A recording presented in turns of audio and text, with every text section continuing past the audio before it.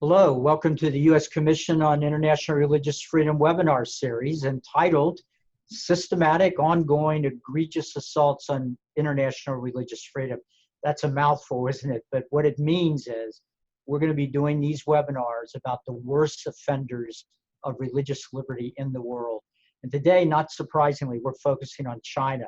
China's been in the news a great deal, and I can't think of a better country to zero in on because in many ways, the government of China has declared war on all religious faiths. My name is Gary Bauer. I'm a commissioner on the U.S. Commission on International Religious Freedom. I was appointed by President Trump this past May to my second term on the commission. Now, for those of you that don't regularly follow USCIRF, well, we are an independent, bipartisan advisory body created 20 years ago by the International Religious Freedom Act of 1998. What's called URFA. Our mandate is pretty simple. We're supposed to monitor religious freedom abroad and make policy recommendations to the President of the United States, to the Secretary of State, and to the Congress. Now, obviously, America was built on religious liberty. It's right in our Constitution and in the Declaration of Independence, but we don't use an American standard. We use an international standard. You can find it in Article 18 of the Universal Declaration of Human Rights. And that Article 18 says it very simply. Everyone has the right to freedom of thought, conscience, and religion. We advocate equally for all religions and the universal right to believe or not to believe. We also produced an annual report. I really commend it to you if you're interested in this overall issue. We look at about 30 countries. We divide them into two tiers. Tier one are those countries that display, and here comes that phrase again, systematic, ongoing, and egregious violations of religious freedom. We designate those countries as countries of particular concern. We also have a tier two, and those countries also have problems in this area, but maybe they're only displaying one or two of those three criteria. But look, trust me on this. If you're a country in the world that cares about your reputation, you don't want to be on tier one or tier two, because it tells the world you're violating something that ought to be just an easy thing for any human being to be able to do, which is to seek God and worship God however you see fit. Our work is done by 9 commissioners. We are a bipartisan commission. Some of the commissioners are appointed by the president, some by Democrat leaders in the Congress, some by Republican leaders. But we avoid partisanship at all costs because this is a bipartisan concern, this right to religious freedom. We have a great professional staff. And one of those members of that professional staff, Dominic Nardi, is with us today. He is an expert in the area of religious freedom in China, North Korea, and Vietnam, and we're fortunate to have him. Dominic, why don't you give us an overview of what's going on in China? It's a hard thing to give an overview, folks, because China is violating religious freedom on so many fronts that it's tough to summarize it. But if anybody can do it, Dominic, you can. So take it from here. Thanks, Gary. And you're right. China is a large, complicated country. So this will be a fairly superficial overview, but hopefully you'll at least see some of the issues that are going on in China right now as we speak. So let me just start with some history, because history in China is incredibly important. So in the early 1980s, China started to undertake a series of reforms that led to the rapid economic growth that we see today. And many Western observers had hoped that when China started to undertake these reforms, that as China became richer, that China would also become more democratic or more willing to respect human rights. And indeed, we actually saw some progress on human rights and religious freedom during the 1990s. We saw the rapid growth of the house church movement, and generally religious groups had more freedom during that time. And the Communist Party did tolerate religious groups so long as those groups didn't challenge the authority of the Communist Party. Unfortunately, during the past decade, we've seen that the Communist Party has become increasingly hostile towards religion. Propaganda outlets run by the Communist Party will regularly warn about quote unquote foreign influences on certain religious groups. In February of 2018, the government issued new regulations on religious affairs that and amongst other things would ban quote unquote unauthorized religious teachings, would expand the power of local authorities to crack down on religious groups, and really had a stifling effect on religion in the country. So what I can start with talking about the Uyghur Muslims who have really been in the news recently. The Uyghurs are a ethnically Turkic group in the northwestern part of China, in an area of the country known as Xinjiang, and they face discrimination because it's based on their religion for decades. But even so, what's happened during the past approximately 2 years has just shocked the international community. We've seen, according to the State Department, since April of 2017, the Chinese government has detained approximately 800,000 to 2 million Uyghurs and other Muslims in this region in internment camps. And China claims these camps are quote unquote vocational schools for Muslims who have exhibited extremist behavior. Now, what the Chinese government defines as extremist is pretty differently from how USCIRF would define that term. The Chinese government has arrested Uyghur Muslims for things like for fairly mainstream Islamic practices, things like going on a pilgrimage to Mecca without government authorization, wearing a veil, having a particularly long beard. So in addition to the camps, which are really are just an outrage, we've also seen the Chinese government officials being sent to live with Uyghur Muslim families to observe their religious practices at home. This is a government official sent to live in your house, to watch how you pray, to watch your funerals, to see how you eat, even sleep in the same beds as you. Outside the camps, even outside the homes. Xinjiang, this part of China, has often been described as an open-air prison because there are so many surveillance cameras installed everywhere in the major cities. There are frequent checkpoints every few hundred meters. So privacy is a thing of the past in that part of the country.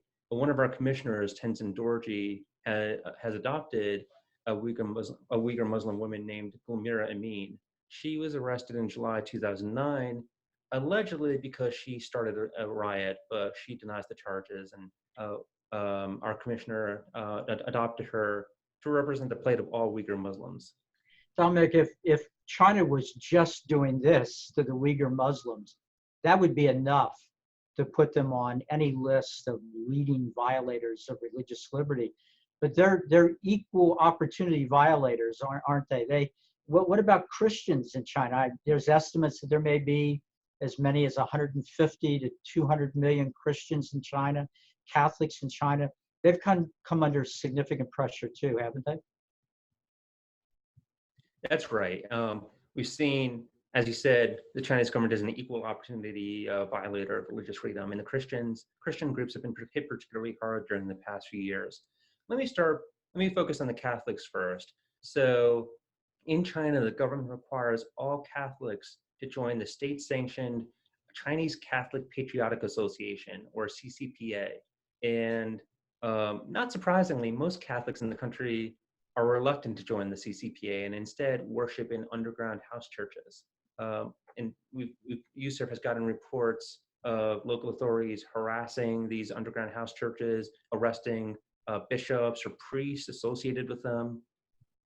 Last September 2018, the Vatican and the Chinese government signed an agreement. It was a provisional agreement to resolve several long-running disputes. As you probably know, the Vatican and China do not have formal diplomatic relations. But under this agreement, the Pope agreed to rehabilitate 7 bishops who had been excommunicated from the church because they were part of the CCPA. They were sponsored by the government, and in return, the Pope would have a veto over future bishop appointments made by the Chinese government. Not surprisingly, this deal has been pretty controversial amongst Chinese Catholics. And one of the reasons why is that the Chinese government has used this deal as justification to crack down on the underground churches. Now, to be clear, the Vatican has publicly rejected this interpretation of the deal and says that the provisional agreement does not require Chinese Catholics to join the CCPA.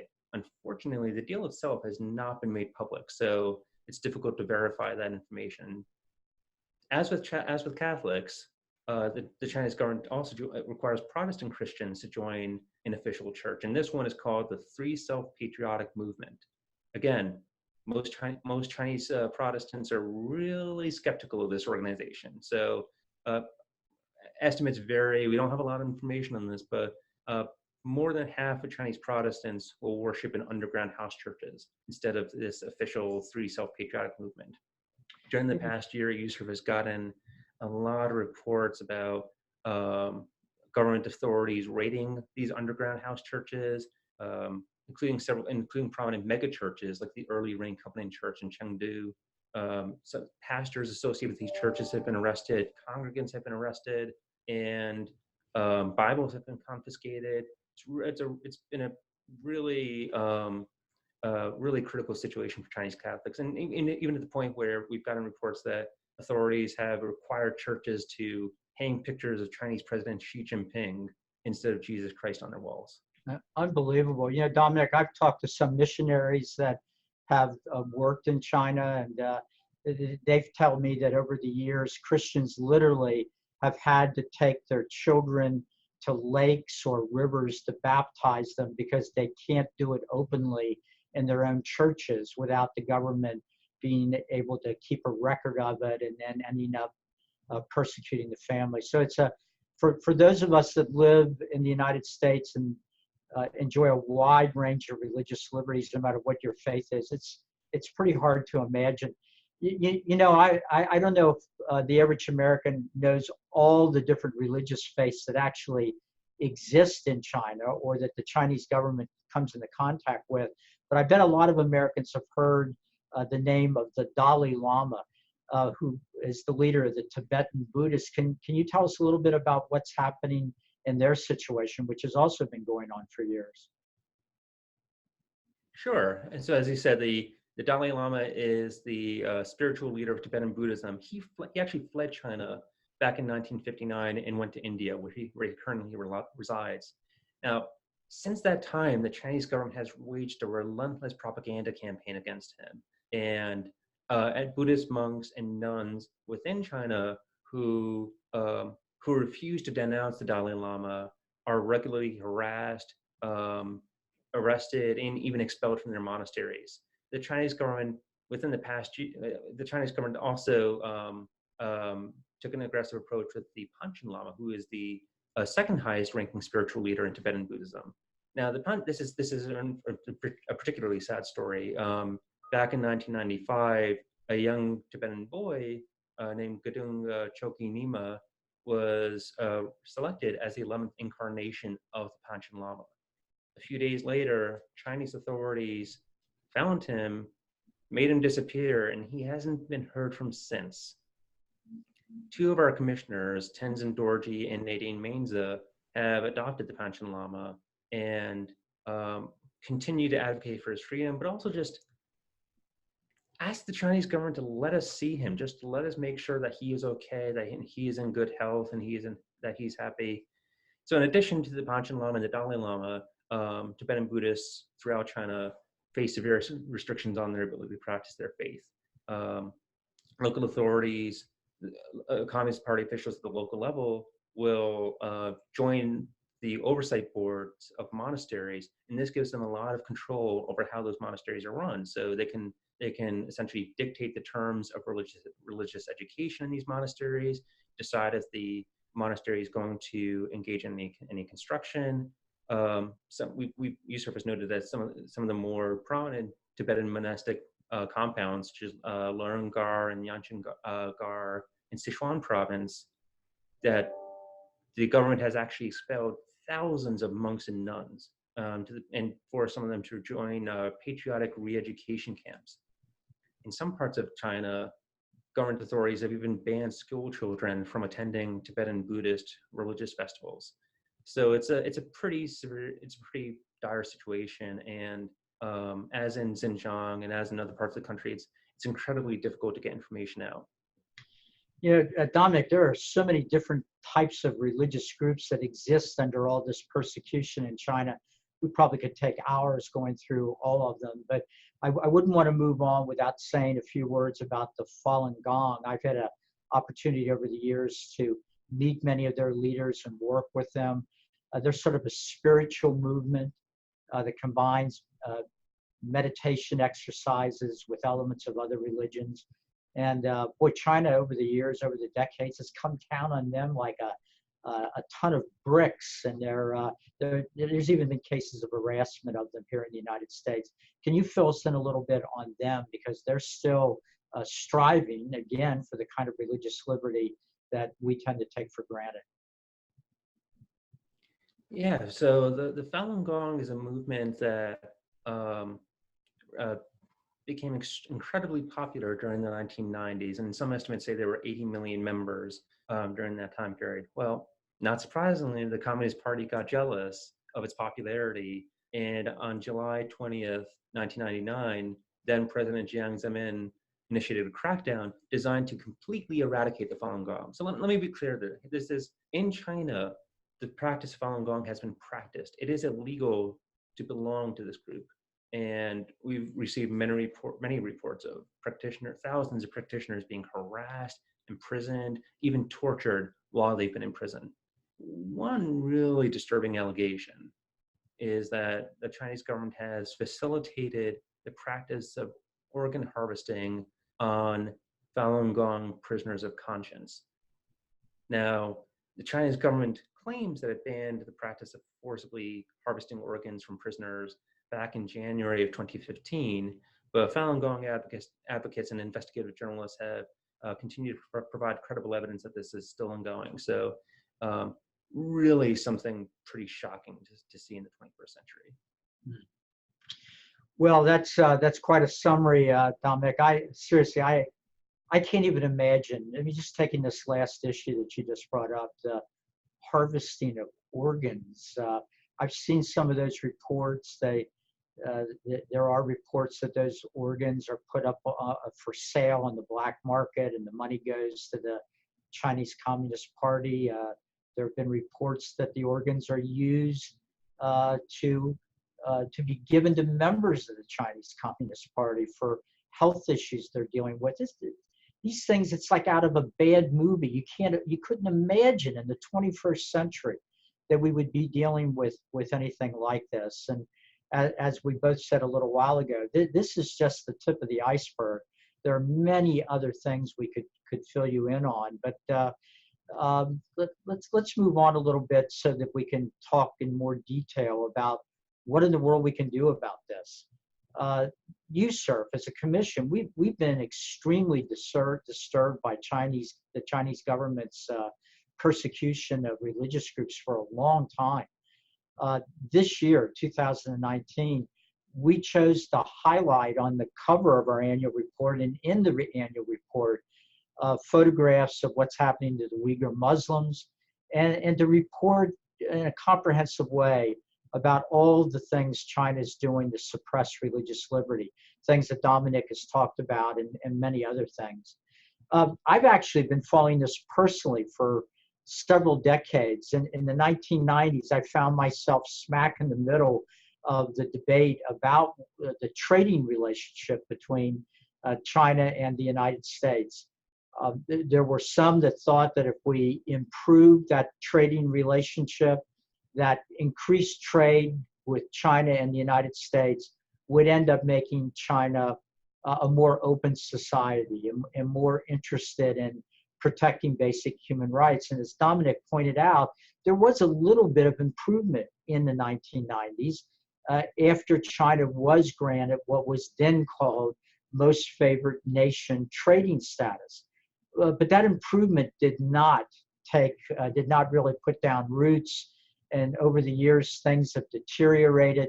In fact, you could actually make a case that far from trade making China a different country, I could argue that trade between China and the United States has actually made some elements of American society less willing to speak out against human rights violations in China because certain elements of American society are making money in their business dealings in China. And that's a sad thing to see, and something that is causing a lot of debate as we move forward. Uh, as I mentioned earlier, over the years, I've had the honor of meeting with many individuals that have fled persecution in China, including the Falun Gong practitioners. I really do admire, as I know you do, Dominic, the sort of dignity and optimism of these men and women who've endured so much over the years. I've also seen the same thing in the persecuted church in China, and it's something that deeply moves me to see what Christians in that country are willing to endure in order to follow Christ. I was moved a short time ago as part of our Religious Prisoners of Conscience project to adopt an underground church leader and religious freedom advocate in China who literally disappeared in July of 2015. We didn't see him for over a year when all of a sudden we saw him on trial where he was convicted of a law that is called subversion of state power. And that sounds a little odd, I think, to the American ear. If you want to translate it, that simply means you're irritating the Chinese Communist Party, the Chinese Communist government, and they come down on you as strongly as they can. Dominic has alluded to this. I want to say it again. We didn't do a report attacking China. We didn't do a report attacking the Chinese people. We did a report that is attacking the Chinese government, which is controlled and run by the Chinese Communist Party.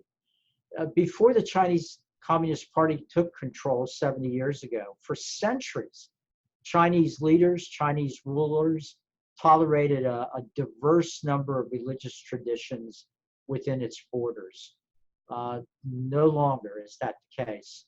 And so for these reasons and the others that Dominic outlined, in our report this year, we outlined a series of actions that we recommend our own government take in order to put the pressure on the Chinese Communist government. We labeled China as a country of particular concern, or a CPC, and we outlined these actions that the administration can take, Congress can take, and the State Department can take. So Dominic, why don't you go through those recommendations to give our viewers really an idea of how USCIRF can play an important role in identifying the problems and then coming up with solutions that might end up making a difference. Sure, and why don't I begin just by giving some context of what's going on, and I think here we really should just give praise where praise is due and say that the Trump administration has been a real leader on this issue, that and the U.S. government as a whole has been really speaking out about these religious freedom abuses going on in China. The United States has led the world. At the United Nations General Assembly recently, the U.S. State Department has sponsored a side event focused on the plight of the Uyghur Muslims. And also Congress has been a leader. Both parties have sponsored bills that would try to address the problems that the Uyghur Muslims are facing, a bill for Tibetan Buddhists. There's a resolution in Congress currently pending support Chinese Christians.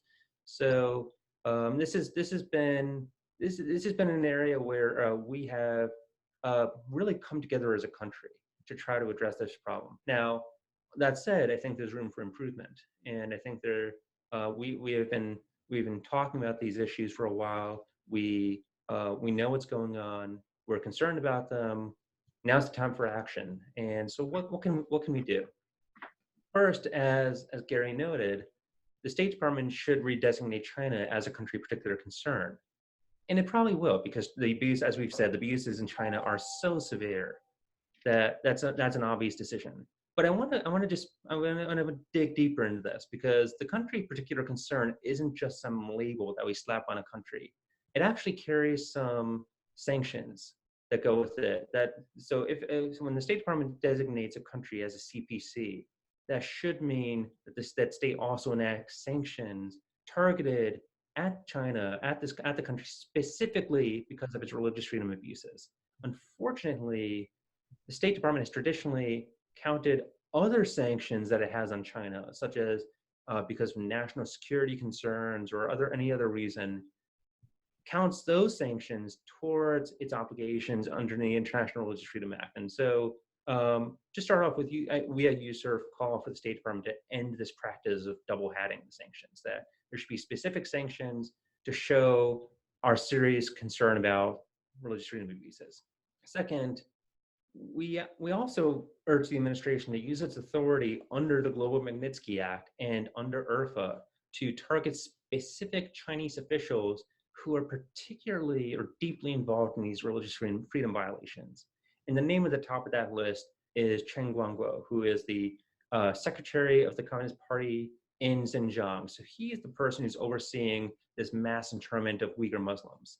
And the reason this is important is because we want Chinese officials to know that the world is watching, that they can make a decision, and they can make a decision to respect the rights and freedoms of their citizens, or to be on the wrong side of history.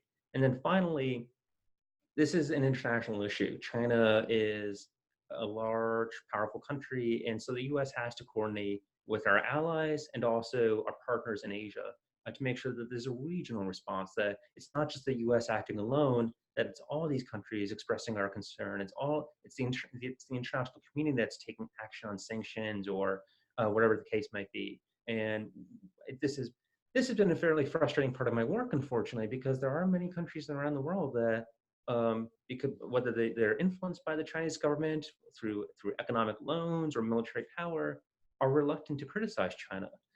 The Organization of Islamic Cooperation, which claims to represent Muslims around the world, earlier this year released a statement commending, that's commending, not condemning, commending China's treatment of Muslims.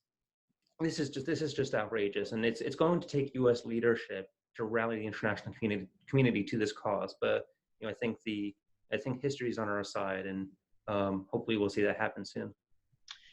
Dominic, that point you just made is really, really important. Sam Brownback, the U.S. Ambassador for Religious Freedom at the State Department, and Secretary of State Pompeo have both said publicly that at the ministerial on religious freedom that was held for the second year here in Washington, D.C., not long ago, that the government of China actually put pressure on countries around the world to not attend a meeting in Washington to discuss the issue of religious liberty. I mean, that shows you that this problem in China is not just peculiar to and affecting the Chinese people, that China is actually trying to swing their weight to undermine religious liberty or the recognition of religious liberty all over the world. So as a new commissioner, relatively new commissioner on the U.S. Commission on International Religious Freedom, it's been frustrating for me too, Dominic, to see how difficult it is to get people to understand how serious this problem is, and that it should be a matter of concern, not just if you live in China, but it should be a matter of concern for anyone in the world of whatever faith or no faith at all that is interested in this basic human right that all human beings should have. Well, let's take some questions, Dominic. I think you can go to the menu bar at the bottom of our screen and use the Q&A icon if you've got something that you want to say. I'm told, Dominic, that some questions have been coming in as we've talked, so why don't you take some of them and we'll do our best to answer them. Okay, let me see. So, all right, so this is a good one. This kind of touches upon something I had mentioned back when I was talking about the Uighurs. This person wants to know a bit more about the Chinese government's use of technology, because that's something that's been in the news recently. So I'm happy to take that one if you'd like. Sure. The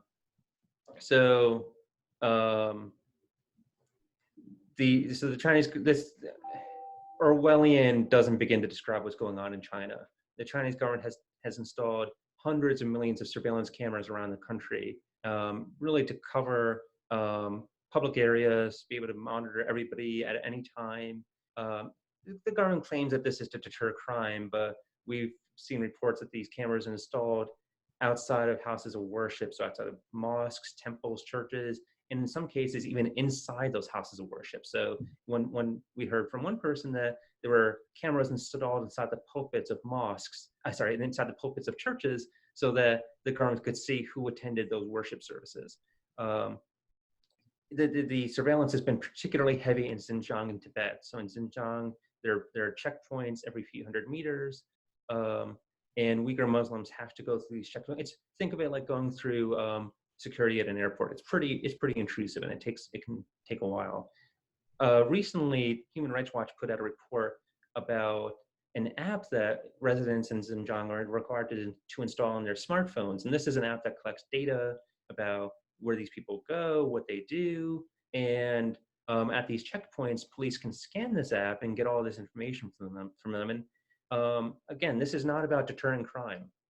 The app flags things like, is this a person who is known to collect alms for their church or their mosque enthusiastically? Is this somebody who has engaged in certain types of religious behavior that the government deems extremist? So if for anybody who's interested, USCIRF actually just released a report specifically on the Chinese government's use of technology to harass and monitor religious groups.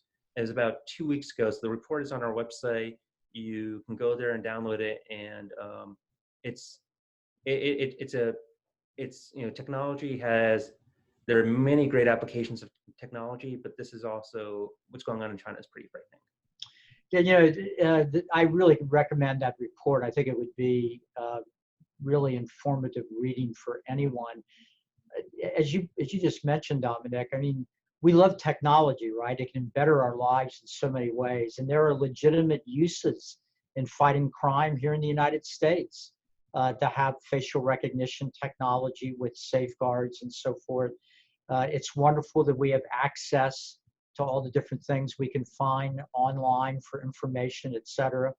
But I hope, and this is one of the things USCIRF wants to highlight, I hope that American technology companies are sensitive to the idea or to the responsibility they have to take safeguards to make sure that they're not selling that technology to repressive governments that will use it not to make people's lives better, but in fact to help that country's government and authoritarian leaders to be more repressive of the people. So it's a real dilemma. And it's one of the reasons that USCIRF wanted to look at this whole issue and issue this report. What other questions do we have, Dominic? So let's see. So this is an interesting one. So this is how do we know what we know?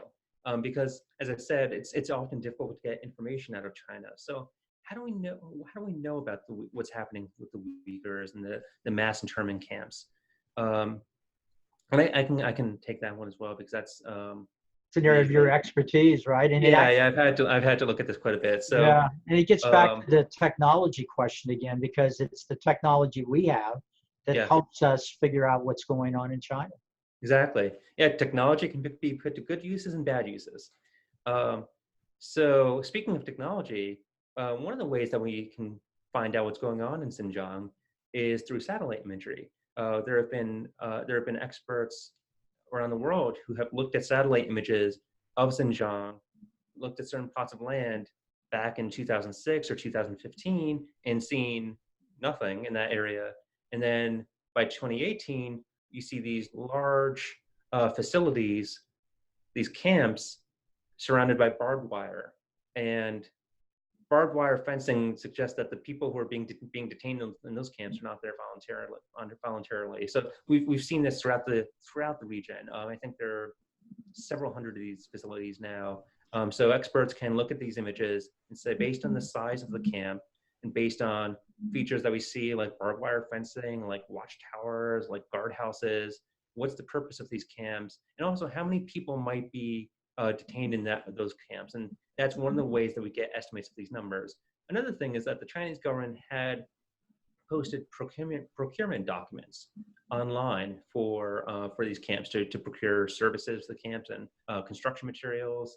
And some of these procurement documents actually talk about what the camps are going to be used for. And I think there's one document, I think there's a propaganda document that was posted by the government online saying that separating Muslim children from their families would be ultimately beneficial for both the parents and the kids.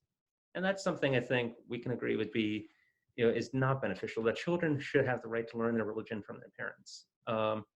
Also, there have been many researchers and journalists who have traveled to Xinjiang and who had traveled there before the camps were built. So back in 2015 or 2016, they went to Xinjiang and they saw people in the streets. They saw people going to the mosques.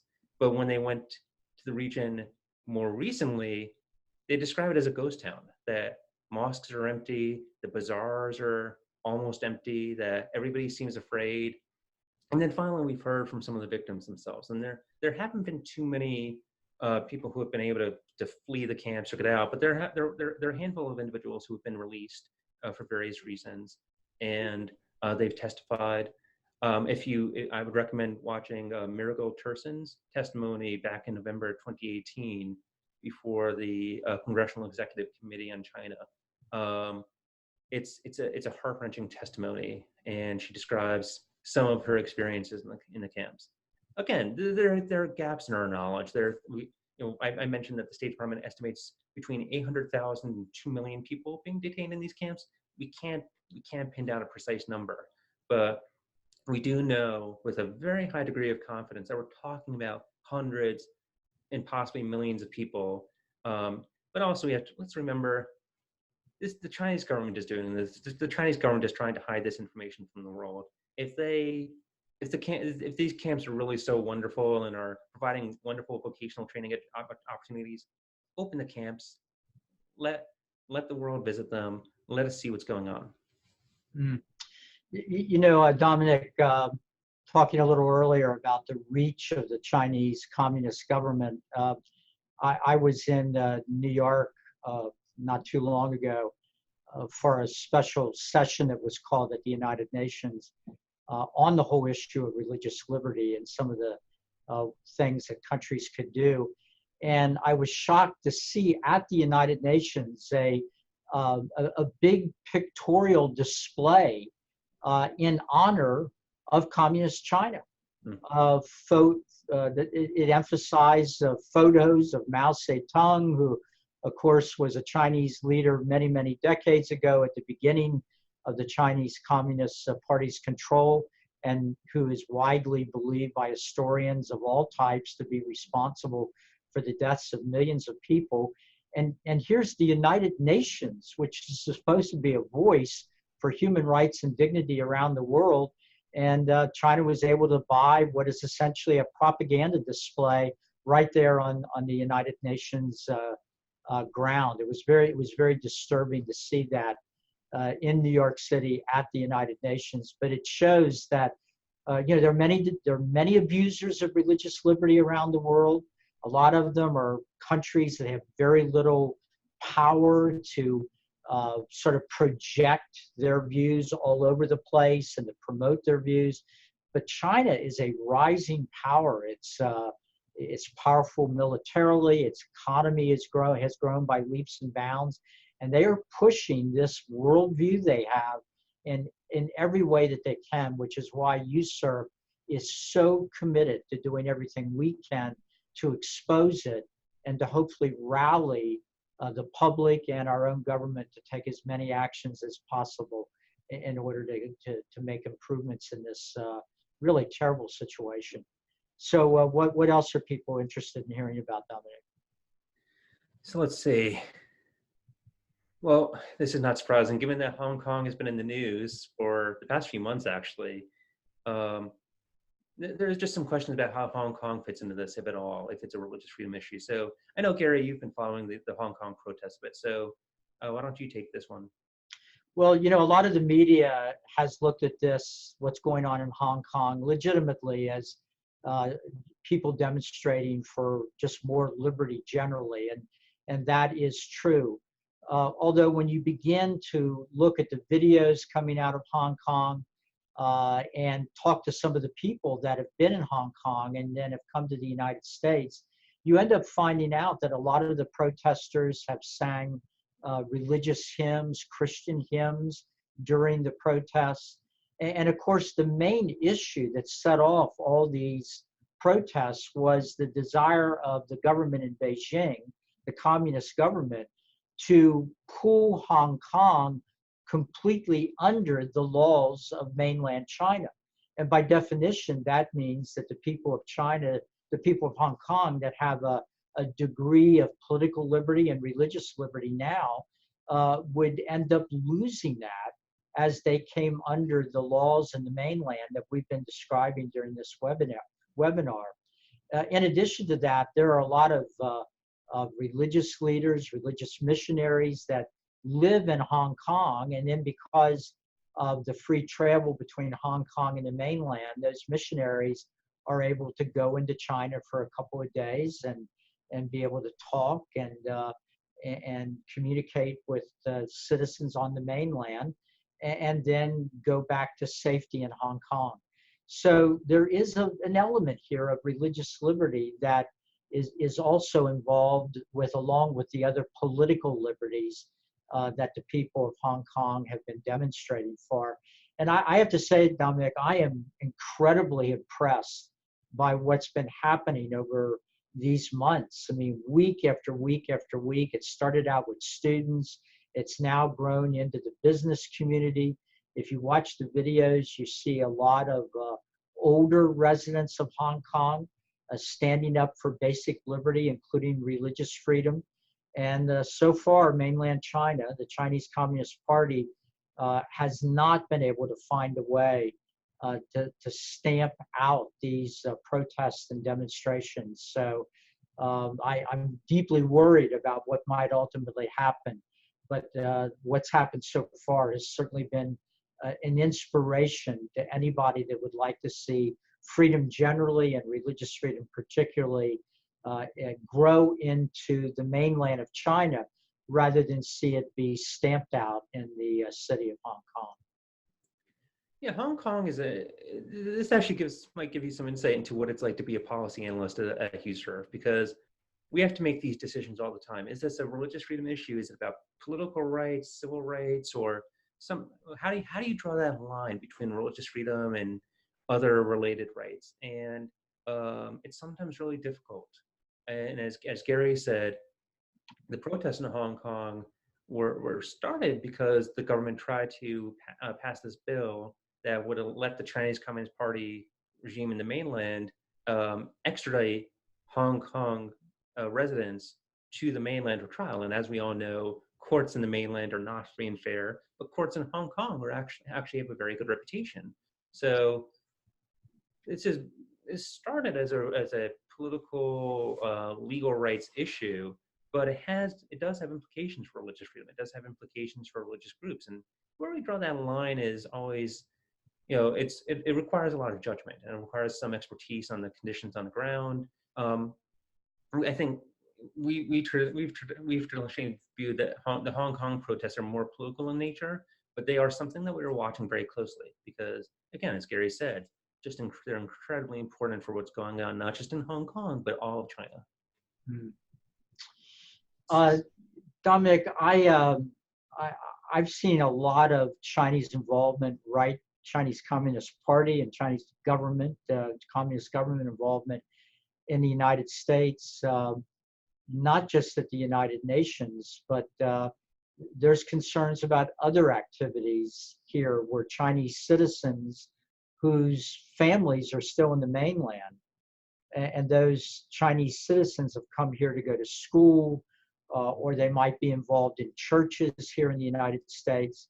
And USCIRF has seen reports, some of the commissioners have seen reports that the Chinese government will even threaten families back in China in order to intimidate people here in the United States that are from China. So this is a huge issue, and I think That's one of the reasons when we open up our newspapers these days, it's almost impossible to have a day go by where you don't see China in the news in some way on these sorts of issues or on what's happening in Hong Kong. Or recently when we saw the celebration of the 70th anniversary of the Chinese Communist Party's control of China, I can guarantee you that there were a lot of Chinese citizens who are members of these various religious groups that were not celebrating on that 70th anniversary. Yeah, that's right. And I would only add that it's not just Chinese citizens who are here short-term in the United States to study or work. We've also heard reports that individuals of Chinese ethnicity or descent, or Uyghur Muslims living in the United States, or Tibetan Buddhists living in the United States, who are U.S. permanent residents or even U.S. citizens, have been threatened or harassed. And in some cases, these individuals still have family back in China, and they've received text messages saying, threatening their families and saying that they may, if they continue their political advocacy on behalf of religious freedom, their families might be detained. So it's incredibly troubling. Some of the bills currently pending in Congress do address these issues and would require the FBI to report on these incidents. And it's partly troubling because this could very well be somebody in your hometown, your neighbor who is undergoing this. So so in addition to all the policy recommendations that we have and the things that we have at the macro level, it's also important that these people living in the United States who are going through this get the psychiatric help that they might need or the counseling that they might need to deal with this, because it's incredibly stressful to know that your family might be threatened because of something you're doing in the United States, or just for the fact that you live in the United States. Yep, absolutely. Dominic, you're the official timekeeper here. Do we have time for a few more questions? I think we're out of time, okay. Unfortunately. Well, look, I want to thank everybody that's joining us today. I hope you'll tell others about the webinar. And we believe getting this information out about countries like China is extremely important. And look, there's something that you can do. We don't want you just to watch the webinar and shake your head about how terrible things are and then go about your business. I mean, we live in a free country. We have the right to petition our government. We have a right to contact our members of Congress. And we would urge you to do that. Contact your members of the House, your senators, and ask them to make religious freedom generally a priority in our foreign policy. And if you want the up-to-date information about what's going on around the world, look, you don't have to do the research. You don't have to take all the time. The U.S. Commission on International Religious Freedom is doing that research every day. And we compile this information and we want to get it out to you. And we want to empower you to feel like you can talk with authority and confidence about this issue. We're fortunate to be free people. We're fortunate to be able to go to the place of worship that we want to go to and not have to worry about some government agent turning our name into some place. And it would be a much better world if every country in the world allowed its citizens to seek God and worship God as they see fit. So call your senators, call your congressmen, regularly visit the USCIRF website at uscirf.gov. You can download the annual report. You can share it with people at your church or your synagogue or at your mosque. Dominic's email is listed on our screen, so feel free to reach out with him to go in the future as well. And keep an eye on the website because we will be announcing more of these webinars and perhaps even an update on the situation in China. Again, thanks for taking time out of what I'm sure is a busy day for anybody watching to visit us today and to show your interest in USCIRF. Thank you very much. Thank you.